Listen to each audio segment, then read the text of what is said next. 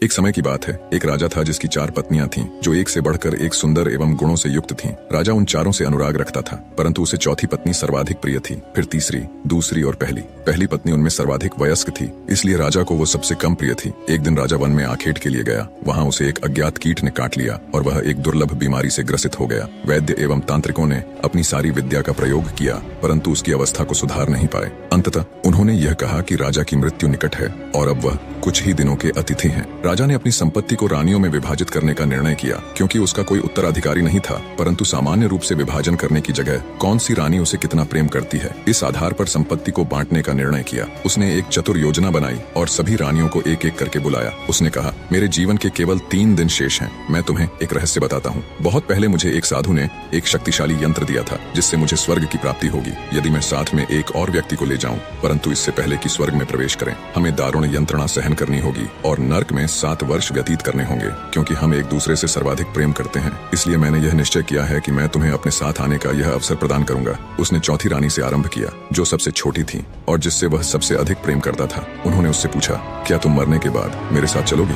रानी को राजा के पास आई हुई मृत्यु पर पूर्ण विश्वास था। उसने भावना रहित स्वर में कहा, इसमें संदेह नहीं कि मैं आपसे प्रेम करती हूँ, परंतु प्रत्येक व्यक्ति को अपनी मृत्यु का स्वयं ही सामना करना होता है। मैं यही रानी के रूप में रहना पसंद करूंगी। मुझे तो प्रेम एवं सत्कार की आदत है। इतना कहकर चौथी रानी चली गई। राजा को अपनी तीसरी पत्नी भी बहुत प्यारी थी और उस पर उन्हें गर्व था। उन्होंने उसे बुलाया और साथ में मरने का पूछा। तीसरी पत्नी बोली, मैं आपको यह सिद्ध करूंगी कि मैंने आपसे सबसे अधिक प्रेम किया है, पर मैं आपके साथ नहीं चल सकती। मुझे अपनी जिंदगी बहुत प्यारी है। राजा की दूसरी पत्नी हर मुश्किल समय में उनका साथ देती आ रही थी। जब कभी राजा किसी मुसीबत या उलझन में होता तो वही उसका निवारण करती। राजा ने उससे भी साथ चलने के लिए पूछा, जिस पर दूसरी पत्नी ने कहा, माफ कीजिए महाराज, मैं इसमें आपकी कोई मदद नहीं कर सकती। मैं आपका अंतिम संस्कार जरूर करवा सकती हूँ और मैं उस वक्त तक आपके साथ रहूंगी। तभी एक आवाज आती है, मैं आपके साथ चलूंगी और जहाँ भी जाएंगे वहाँ जाऊंगी, भले ही वो मौत के बाद का सफर हो। राजा ने देखा, ये उनकी पहली पत्नी की आवाज थी। राजा अब शांति अनुभव करता है कि कोई तो है जो उसे बिना किसी अपेक्षा के प्रेम करता है, पर उन्होंने उस पर सबसे कम ध्यान दिया था। राजा को बहुत शर्मिंदगी महसूस हुई। उन्होंने कहा,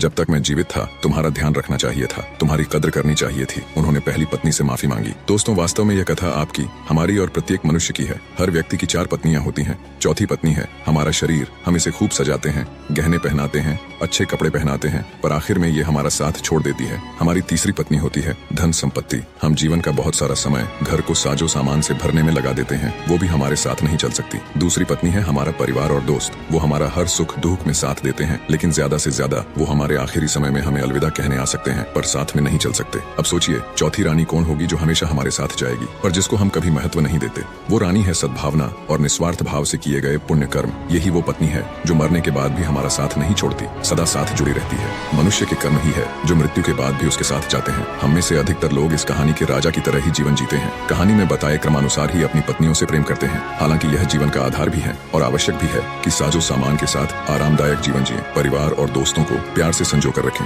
अपने शरीर का ध्यान रखें, इसे स्वस्थ रखें, पर हमें उस जन्म देने वाले जन्मदाता यानी ईश्वर को कभी नहीं भूलना चाहिए। थोड़ा ही सही, लेकिन कुछ समय उस परमात्मा को जरूर दे। निष्कर्ष, जीवन में भी सच्चे प्रेम के मूल्य को समझना जरूरी है। संपत्ति, परिवार और शरीर के साथ साथ हमें सद्भावना और निस्वार्थ प्रेम के मार्ग पर चलना चाहिए और उस परमात्मा को याद रखना चाहिए जो हमारे जीवन का अंतिम सत्य है।